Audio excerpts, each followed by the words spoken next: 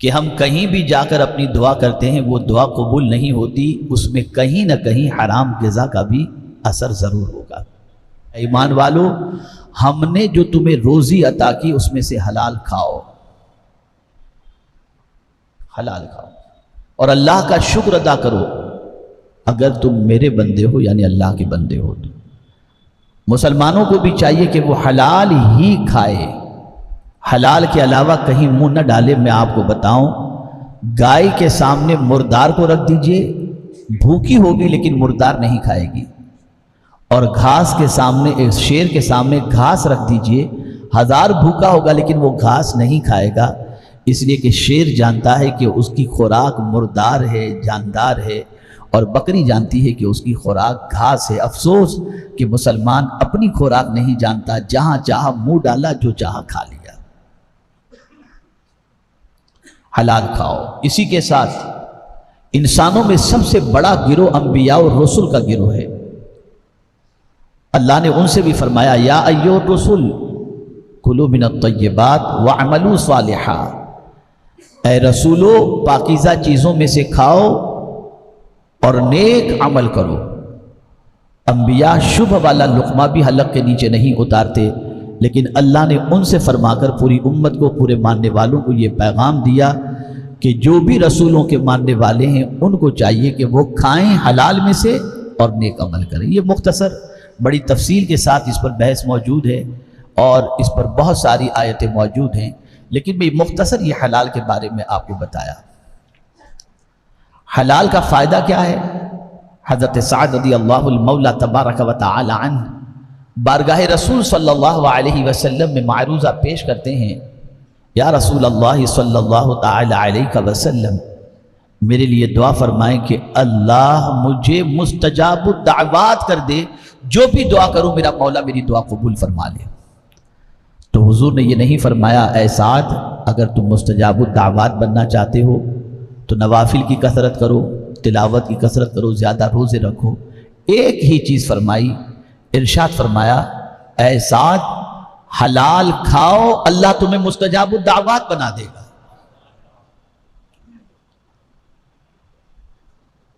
یہاں سے یہ بات سمجھ میں آئی۔ اب حرام کھا لیتے ہیں، موج مستی کر لیتے ہیں، تو فرمایا گیا کہ حرام کمائی سے جو گوشت تیار ہوتا ہے اس گوشت کا سب سے زیادہ حقدار اگر کوئی ہے تو جہنم کی آگ ہے، اور جس کے حلق کے نیچے حرام کا ایک لقمہ بھی اتر جائے 40 روز کی عبادت کا ثواب اس کا ختم ہو جاتا ہے۔ مسلمانوں کہاں جا رہے ہیں؟ کس طرف آج مسلمانوں کا قدم بڑھ رہا ہے؟ ایک آخری بات حلال نہ کھانے کے حوالے سے بتاؤں، غور سے سنیے گا تاکہ آپ محسوس کر سکیں۔ مسجد میں دل نہیں لگتا، نماز پڑھتے ہیں لذت نہیں ملتی، بس یوں ہی آئے کھڑے ہو گئے، نماز پڑھی اور چل دیے، کوئی نماز کا کیف نہیں ملتا، کوئی سرور نہیں ملتا، کوئی لذت نہیں ملتی، کوئی نماز کا ذائقہ نہیں ملتا۔ نماز کی وجہ سے طبیعت کے اندر جو فرحت ہونی چاہیے وہ نہیں ہوتی۔ اس کی وجہ کیا ہے؟ مولا علی کرم اللہ تعالی وجہہ الکریم سے کسی نے پوچھا کہ میں نماز پڑھتا ہوں، نماز میں مجھے لذت نہیں ملتی، کیا وجہ ہو سکتی ہے؟ ارشاد فرمایا، جب کبھی انسان کے حلق کے نیچے کوئی مشتبہ یا حرام لقمہ اتر جائے تو اللہ عبادت کی لذت اس سے چھین لیتا ہے۔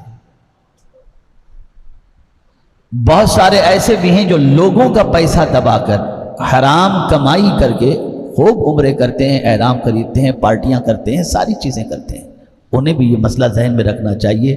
فرمایا گیا اگر کسی کے پاس 99 روپے حرام کے ہیں اور 1 روپیہ حلال کا ہے، 99 روپے حرام کے ہیں اور 1 روپیہ حلال کا ہے، اور اس 100 روپے سے اس نے احرام خریدا اور گیا طواف کعبہ کے لیے، نہ اس کا حج قبول ہوگا نہ اس کا طواف قبول ہوگا۔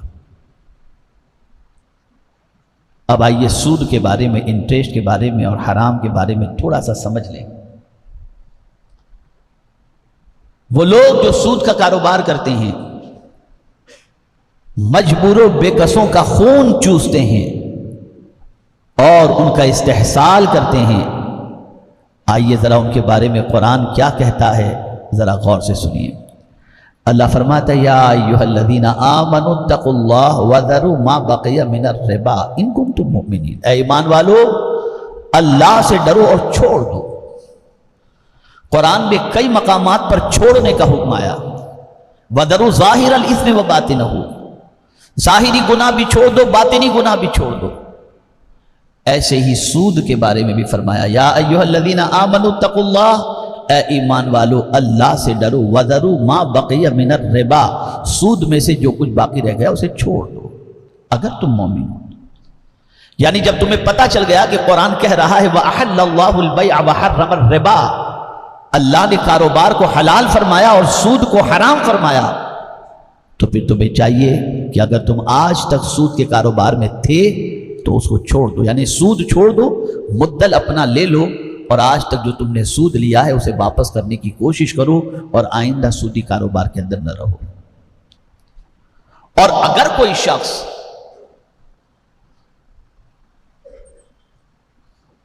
اتنا سننے کے بعد کہ اگر کوئی سود کا کاروبار کرتا ہے، سودی لین دین کرتا ہے، تو آقا کریم صلی اللہ علیہ وسلم ارشاد فرماتے ہیں اس کا سب سے ہلکا گناہ یہ ہے کہ کوئی آدمی اپنی ماں سے بدکاری کرے، یہ ہے سود۔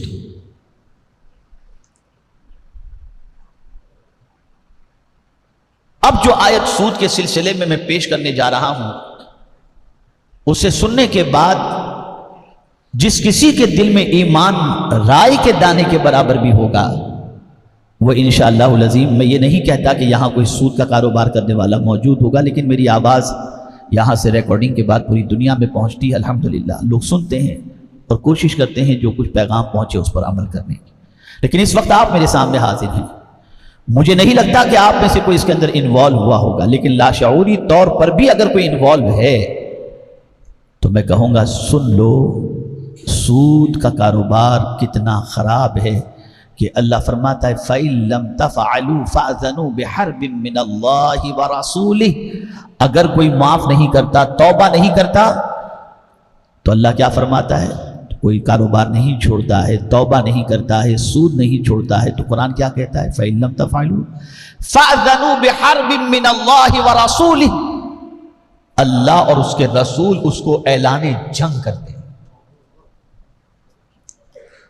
ہے کسی میں طاقت کہ وہ اللہ سے جنگ کر سکے، اللہ کے رسول صلی اللہ علیہ وسلم سے جنگ کر سکے؟ ہے کسی میں یہ ہمت؟ اور آج لا علمی کی بنیاد پر، کم علمی کی بنیاد پر، اور اس وقت کا سب سے بڑا فتنہ مادیت ہے، مٹیریلزم، یہ آج کے دور کا سب سے بڑا فتنہ ہے کہ آدمی اس میں اتنا گرفتار ہو گیا کہ بس اسے دنیا چکا چوند چاہیے، کپڑوں سے لے کر گاڑی، گاڑی سے لے کر کے ہر چیز اسے لگژری چاہیے، اور اسی میں وہ اپنی عزت سمجھتا ہے، چاہے وہ چیز حاصل کرنے کے لیے اسے 1000 غلط کام کرنے پڑے وہ کرنے کے لیے تیار ہے۔ میرے پیارے آقا صلی اللہ تعالی علیہ وسلم کے پیارے دیوانوں، آپ ذرا سوچیں، جہاں تک مجھے اطلاع ملی ہے، بلکہ میں آپ کو بتاؤں کہ ایک خاتون بیچاری خود میرے پاس آئی اور اس کے ڈوبے ہوئے پیسوں کا تذکرہ کرتے ہوئے مجھ سے کہنے لگی کہ حضرت میرے لیے دعا کریں کہ اللہ میری غلطی کو معاف فرما دے۔ میں نے کہا کیا ہوا، کون سی کیا مسئلہ ہے؟ تو انہوں نے کہا کہ میں نے میری کوئی آمدنی کا ذریعہ نہیں تھا، گھر چلانا تھا، یہ تھا وہ تھا، تو میں نے فلاں بیپاری کو اتنے پیسے میں نے دیے اور اس سے اتنے پیسے لیا کرتی تھی اور یہ کام کرتی تھی، اب وہ پیسے ڈوب رہے ہیں، اور تو میرے لیے دعا کریں کہ اللہ میری آج تک کی یہ سودی لین دین کی غلطی کو معاف فرما دے، آئندہ کے لیے میں توبہ کرتی ہوں۔ بہرحال جو کچھ بھی اس نے کہنا تھا وہ اپنے حساب سے بیچاری کہی۔ بعد میں مجھے پتا چلا کہ ایک بہت بڑا طبقہ اس کام کے اندر لگا ہوا ہے، خواتین بھی خوب لگی ہوئی۔ کہاں جا رہی ہے ہماری قوم؟ اور پھر کمال کی بات یہ ہے کہ وہ روزے بھی رکھتی ہیں، نماز بھی پڑھتی ہیں اور پڑھتے ہیں، اور عمرہ بھی کرتے ہیں اور بظاہر کچھ خیرات و صدقات بھی دیتے ہیں، لیکن کاروبار نہیں۔ مجھے حیرت ہو رہی ہے کہ مسلمانوں کے اندر یہ بلا بڑی تیزی سے عام ہو رہی ہے، اور ہمارے وہ بچے جو شوق کی خاطر اپنے ماں باپ کے پیسوں کو چوری کر کے یا نہ جانے کس طریقے سے پیسے حاصل کر کے اس حرام کام کے اندر گرفتار ہیں۔ اے رسول اعظم صلی اللہ تعالی علیہ وسلم کے دیوانوں، آج تک اگر کسی نے سودی کاروبار کیا ہے، انٹریسٹ اور جو ہے وہ بیاج کے اندر گرفتار رہا ہے، تو اسے چاہیے کہ سچی توبہ کر لے۔ اللہ رب العزت قادر مطلق ہے اور وہ توبہ کرنے والے بندے سے محبت فرماتا ہے۔ ایک واقعہ عرض کروں گا، اس واقعے کے ذریعے آپ تھوڑے سے موٹیویٹ ہوں گے، اور انشاءاللہ العظیم اگر کوئی یہ کام کے اندر ملوث ہے تو آج کے بعد وہ اس کام سے توبہ کر لے گا۔ میں آپ کو بتاؤں، تاریخ کے اندر عظیم مشائخ میں، بزرگوں میں ایک اللہ کے ولی گزرے ہیں جن کا نام حبیب عجمی تھا۔ حبیب عجمی ہے، حضرت حبیب عجمی رضی اللہ المولا تبارک و تعالی عنہ توبہ کرنے سے پہلے انٹریسٹ کا کاروبار کرتے تھے، اور ان کی عادت تھی جس کسی کو انٹریسٹ کے ساتھ پیسہ دیتے اور جب مانگنے انٹریسٹ جاتے تو خالی ہاتھ کبھی نہیں آتے تھے، یہ ان کے معمول میں تھا۔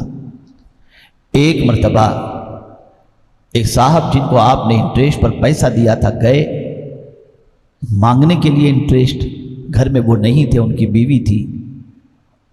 ان کی بیوی نے کہا میرے شوہر گھر پر نہیں ہے، تو حبیب عجمی نے کہا کچھ ہو تو دے دو، تم کو معلوم ہے کہ میں کسی گھر سے خالی ہاتھ نہیں جاتا، مجھے سود تو چاہیے ہی چاہیے۔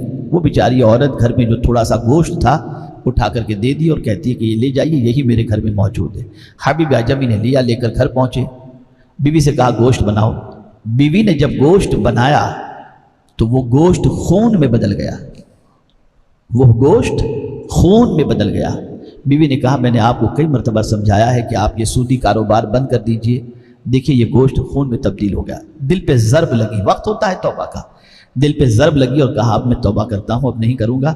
لیکن سچی توبہ کرنے کے لیے وہ نکلے، کن کے پاس؟ حضرت حسن بصری علیہ الرحمہ کے پاس، جو تابعی اور جنہوں نے پرورش پائی مولا علی کی گود میں، اس حضرت حسن بصری علیہ الرحمہ کے پاس حبیب عجمی پہنچے۔ حضرت حسن بصری خطاب فرما رہے تھے، مجمع لگا ہوا تھا، توبہ پر تقریر کر رہے تھے۔ دوران تقریر انہوں نے فرمایا اگر کوئی سچی توبہ کر لے اللہ اس کی توبہ قبول فرما لے گا، چاہے وہ حبیب عجمی ہی کیوں نہ ہو۔ اب حبیب عجمی مشہور تھے انٹریسٹ کے سلسلے میں، حضرت حسن بصری جانتے نہیں تھے کہ کون حبیب عجمی ہے، لیکن جب حبیب عجمی نے اپنا نام سنا کہ اگر سچی توبہ کر لے تو اللہ اس کے گناہ کو معاف فرما دے گا، تو وہیں سے حبیب عجمی نے کہا حضور آپ نے کیا فرمایا؟ کہ اگر حبیب عجمی بھی سچی توبہ کر لے تو اللہ اس کی توبہ قبول فرما لے گا۔ پھر انہوں نے کہا کیا فرمایا حضور آپ نے؟ کہا حبیب عجمی بھی سچی توبہ کر لے تو اللہ اس کی توبہ قبول فرما لے گا۔ حبیب عجمی جب گھر سے حضرت حسن بصری کی محفل کی طرف جا رہے تھے تو راستے میں کھیلتے ہوئے بچوں نے کہا کہ سائٹ پہ ہو جاؤ، یہ سود کھور آ رہا ہے، کہیں اس کے پیر کی مٹی اپنے پر پڑے گی تو اپنے برباد ہو جائیں گے۔ اور یہ پہنچے تھے جب حبیب عجمی حضرت حسن بصری کے پاس، اور جب حضرت حسن بصری علیہ الرحمہ کے ہاتھوں پر انہوں نے توبہ کی اور سچی توبہ کی، اور جب توبہ کر کے پلٹے واپس آ رہے تھے تو کھیلنے والے بچے کہتے ہیں دیکھو دیکھو اللہ کا ولی حبیب عجمی آ رہا۔ اور پھر حضرت حبیب عجمی کو ولایت کا وہ مقام حاصل ہوا جن جن لوگوں سے انٹریسٹ لیا تھا۔ توبہ کا طریقہ یہ نہیں کہ کھا پی کے مل سو گئے اور اس کے بعد اللہ معاف کر دے، نہیں، واپس کرو، جتنوں کو جانتے ہو ان تک پہنچاؤ، ان سے ملو، ان سے معافی مانگو، واٹس ایپ کے ذریعے نہیں، مجھ سے جو غلطی ہوئی ہو آپ معاف کر دینا، سارے لوگوں سے ایک ساتھ میں ہول سیل میں معافی نہیں، انڈیویژل ملو، ان سے معافی مانگو۔ حضرت حبیب عجمی نے لسٹ کے مطابق جتنوں کا لیا تھا لوٹانے کی کوشش کی، اور اس کے بعد ولایت کے اس مقام پر فائز ہوئے کہ ایک بار حضرت حسن بصری علیہ الرحمہ اللہ کی بارگاہ یعنی پہنچے، نماز کے ٹائم پر مغرب کی نماز کا وقت تھا، حبیب عجمی توبہ کر چکے تھے، مصلی امامت پر تھے، نماز پڑھا رہے تھے، اتنے میں حضرت حسن بصری تشریف لائے تو حبیب عجمی کی زبان میں تھوڑی سی مطلب جو ہے وہ پروناؤنس کے اندر پرابلم تھا، تو حضرت حسن بصری ان کے پیچھے نماز نہیں پڑھے، خواب میں اللہ عز و جل کی بارگاہ میں عرض کرتے ہیں مولا میں تیرے قرب کا مقام حاصل کرنا چاہتا ہوں. مولا نے فرمایا اگر حبیب عجمی کے پیچھے نماز پڑھ لیتے تو میں تمہیں قرب کا مقام عطا کر دیتا. آدمی سچے دل سے توبہ کر لے تو اللہ کتنا اونچا مقام عطا کرتا ہے. تو سچی توبہ کرو, چھوڑو یہ ساری چیزیں. رزق جتنا قسمت میں لکھا ہے وہ مل کر رہے گا. اللہ سے ہمیشہ حلال مانگو, حلال کی کوشش کرو, حرام سے اپنے آپ کو بچاؤ. آپ حلال کی طرف قدم بڑھائیں گے, آپ کی عادتیں بھی درست رہیں گی انشاءاللہ, اور آپ کی عبادت بھی اللہ قبول